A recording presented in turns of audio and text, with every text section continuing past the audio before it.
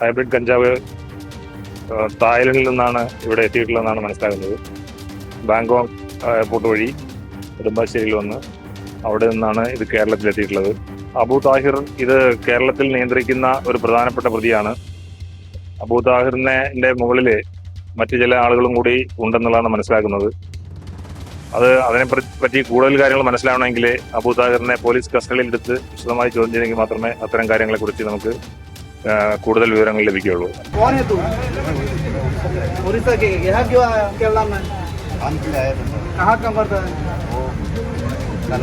कालड़ी काम करने वाला यहाँ क्यों?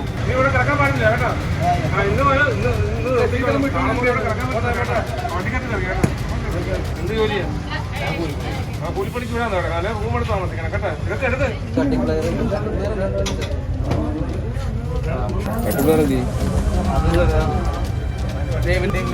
बैग वैसे तुम्हारे है ना, यहाँ से मिला है ना.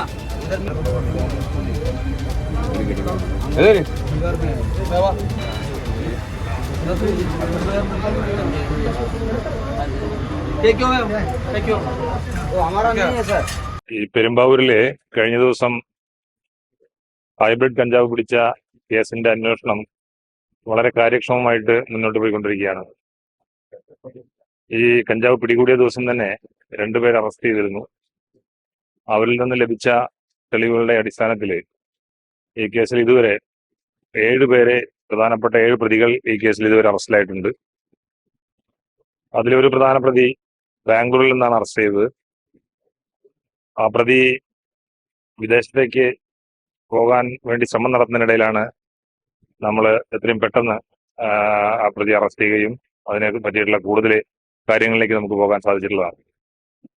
ഇതുവരെ നടത്തിയ അന്വേഷണത്തിൽ ഈ ഹൈബ്രിഡ് കഞ്ചാവ് തായ്ലൻഡിൽ നിന്നാണ് ഇവിടെ എത്തിയിട്ടുള്ളതെന്നാണ് മനസ്സിലാകുന്നത്. ബാങ്കോക്ക് എയർപോർട്ട് വഴി നെടുമ്പാശ്ശേരിയിൽ വന്ന് അവിടെ നിന്നാണ് ഇത് കേരളത്തിൽ എത്തിയിട്ടുള്ളത്.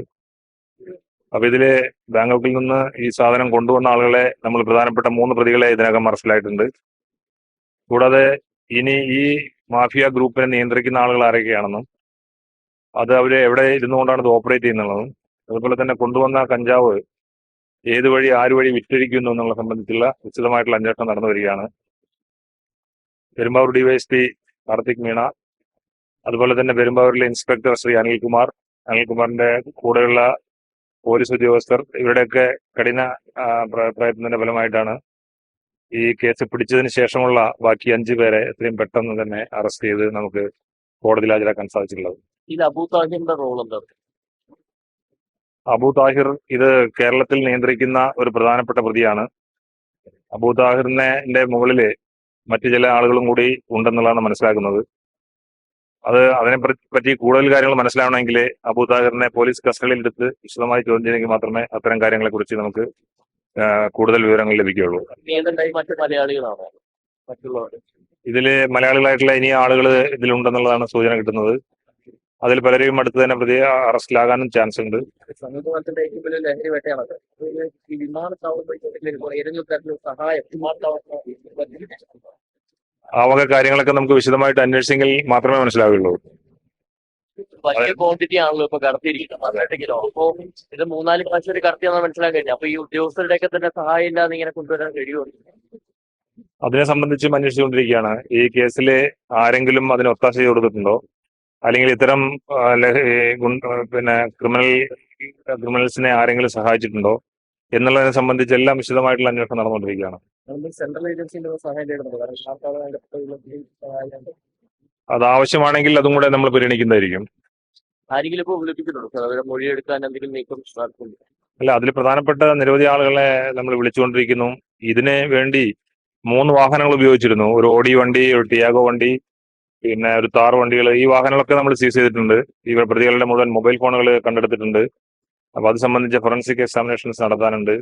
അതുപോലെ തന്നെ ഇവരുടെ പാസ്പോർട്ടുകൾ പല ആളുകളുടെയും കിട്ടിയിട്ടുണ്ട്. അപ്പൊ ആ പാസ്പോർട്ട് വെച്ച് പരിശോധന നടത്തിയിട്ട് ഇവർ എത്ര പ്രാവശ്യം വിദേശത്തിൽ പോയിട്ടുണ്ട്, എവിടെയൊക്കെ സന്ദർശിച്ചിട്ടുണ്ട്, എന്തൊക്കെയാണ് അതിൽ വന്നിട്ടുള്ളത്, ഈ കാര്യങ്ങളൊക്കെ കുറിച്ച് വിശദമായിട്ടുള്ള അന്വേഷണം ഉണ്ടായിരുന്നു.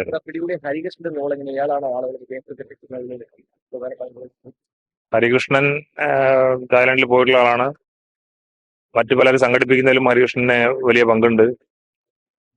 അപ്പൊ അതില് ബാക്കിയുള്ള പ്രതികളും കൂടി കിട്ടിക്കഴിഞ്ഞാൽ മാത്രമേ ഇതിന്റെ കോൺസ്പിറസി ഇതില് ഒരു വ്യക്തമായിട്ടുള്ളൊരു ഗൂഢാലോചന കൂടെ നടന്നിട്ടുണ്ട് പ്രതികൾ തമ്മിൽ. അപ്പൊ അതുകൊണ്ട് ആ കാര്യങ്ങളെല്ലാം അന്വേഷണത്തിന്റെ പരിധിയിൽ വരുന്നതായിരിക്കും. അപ്പൊ ഈ റാക്കറ്റിനെ നിയന്ത്രിക്കുന്ന ആളുകൾ പുറത്താണോ, തായ്ലാൻഡിലാണോ? അത് നമുക്ക് അന്വേഷണത്തിൽ കുറച്ചും കൂടി അന്വേഷണം നടന്നതിന് ശേഷം മാത്രമേ അത് പറയാൻ സാധിക്കുകയുള്ളൂ. എന്തായാലും അങ്ങനെ ഒരു ഗ്യാങ് പ്രവർത്തിക്കുന്നതായിട്ട് മനസ്സിലായിട്ടുണ്ട്. കൂടുതൽ അറസ്റ്റ് കൂടുതൽ അറസ്റ്റിലുണ്ടായിരിക്കും. വേറെ ഇന്ത്യൻ ബീച്ചാണ് ഇപ്പോൾ ഈ സംഘം പ്രവർത്തിക്കുന്നത് അവിടെ. അത് വ്യക്തമായിട്ട് വരണമെങ്കിൽ ബാക്കിയുള്ള കാര്യം കൂടി അറിഞ്ഞെങ്കിൽ മാത്രമേ പറയാൻ പറ്റുള്ളൂ. ഉടുപ്പുംപടി സിഐയുടെ ഫോട്ടോസ് നടത്തി വിജിലൻസ് നടത്തിയ പരിശോധനയിൽ കണക്കിൽപ്പെടാത്ത 40,000 രൂപ കൂടിയിട്ടുണ്ട്. ഒരു പ്രതിയുടെ സാന്നിധ്യം അവിടെ ഉണ്ടായിരുന്നു. അപ്പോ ഇതിന്റെ നടപടിയും അതിനെക്കുറിച്ച് വിജിലൻസ് അന്വേഷിച്ചുകൊണ്ടിരിക്കുകയാണ്. വിജിലൻസിന്റെ റിപ്പോർട്ട് കിട്ടുന്ന മുറയ്ക്ക് ബാക്കിയുള്ള അച്ചടക്ക നടപടികളുമായി ബന്ധപ്പെട്ട നടപടികൾ സ്വീകരിക്കുന്നതായിരിക്കും. അച്ചടക്ക നടപടികൾ സ്വീകരിക്കുന്നതായിരിക്കും.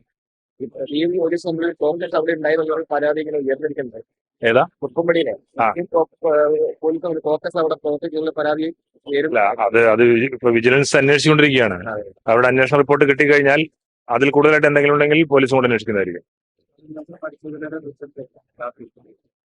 രാത്രികാലങ്ങളില് പിന്നെ ടൗൺ കേന്ദ്രീകരിച്ച ഇത്തരത്തിലുള്ള ലഹരി സംഘങ്ങള്, അതുപോലെ തന്നെ മറ്റ് പിടിച്ചുപറി, മോഷണം, ഇത്തരത്തിലുള്ള സംഘങ്ങളെയൊക്കെ നിയന്ത്രിക്കുന്നതിന്റെ ഭാഗമായിട്ട് ഇവിടെ ജില്ലാ പോലീസ് ആസ്ഥാനത്ത് ഒരു മീറ്റിംഗ് വിളിച്ചിരുന്നു പൊതുജനങ്ങളുടെയൊക്കെ.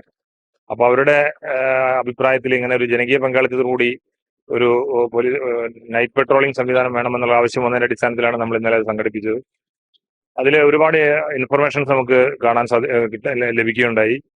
അപ്പൊ ഇത്തരത്തിലുള്ള സംഘങ്ങൾ കേന്ദ്രീകരിക്കുന്ന സ്ഥലങ്ങളെക്കുറിച്ചും അവര് താമസിക്കുന്ന ലോഡ്ജുകളെ കുറിച്ചും അതുപോലെ തന്നെ അവിടെ മറ്റു പല പ്രശ്നങ്ങൾ, ലൈറ്റ് ഇല്ലാത്ത പ്രശ്നങ്ങൾ, ഇങ്ങനെ പല കാര്യങ്ങളെക്കുറിച്ച് നമുക്ക് വ്യക്തമായിട്ടുള്ള വിവരങ്ങൾ ലഭിച്ചിട്ടുള്ളതാണ്. അത് ജനങ്ങളുമായിട്ട് സഹകരിച്ചുകൊണ്ട് ഇത് റെഗുലറായിട്ട് ആലുവയിൽ മാത്രമല്ല പ്രധാനപ്പെട്ട ടൗണുകളിലൊക്കെ രാത്രിയും പകലൊക്കെ പോലീസ് പൊതുജനങ്ങളുടെ സഹായത്തോടുകൂടിയുള്ള പെട്രോളിംഗ് സംവിധാനം കൂടി ഏർപ്പെടുത്താൻ വേണ്ടി നമ്മൾ തീരുമാനിച്ചിട്ടുണ്ട്. ഏറ്റവും പുതിയ വാർത്തകളും വിശേഷങ്ങളും വിരൽത്തുമ്പിലറിയാൻ സീ മലയാളം ന്യൂസ് എല്ലാ ഡിജിറ്റൽ പ്ലാറ്റ്ഫോമുകളിലും ലഭ്യം.